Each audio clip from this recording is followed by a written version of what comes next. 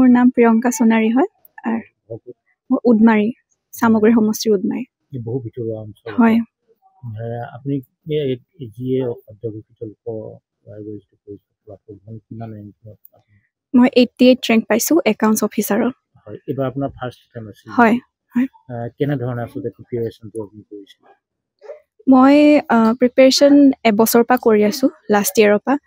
আৰু যিখিনি মই সিলেবাস সেই তাৰ পৰা পঢ়িছো আৰু ইউটিউব এইবিলাকৰ পৰা পঢ়িছো মেটেৰিয়েলছ কালেক্ট কৰি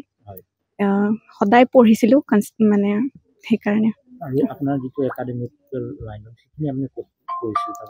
মই স্কুলিং সামগ্ৰী হায়াৰ ছেকেণ্ডেৰী পৰা কৰিছিলো তাৰপিছতে গ্ৰেজুৱেশ্যন নগাঁও কলেজৰ পৰা জুলজি বিষয়ত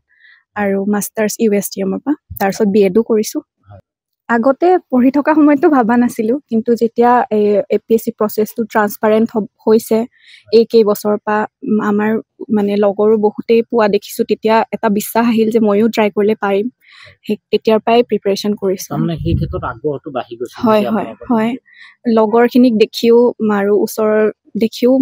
মানে ইনস্পায়াৰ হৈছিলো আৰু এটো লাইনত আহিব বিচাৰো মানে পূৰ্বৰ লগত তুলনা নহয় এতিয়া নহয় এতিয়া ট্ৰান্সপাৰেন্ট হৈছে বহুত লেভেলটো ভাল হৈছে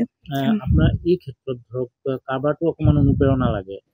সেই ক্ষেত্ৰত কোনে কেনেকুৱা ধৰণৰ অনুপ্ৰেৰণা মোৰ মা দেউতা বা তেওঁলোকে অনুপ্ৰেৰণা যোগাইছিল এইটো লাইনত আহিবলৈ পঢ়াত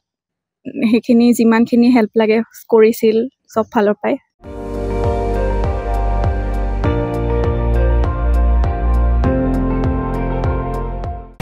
আপুনি চাই আছে ND24 সৰ্বশ্ৰেষ্ঠ নহয় সৰ্বোত্তমৰ দৌৰ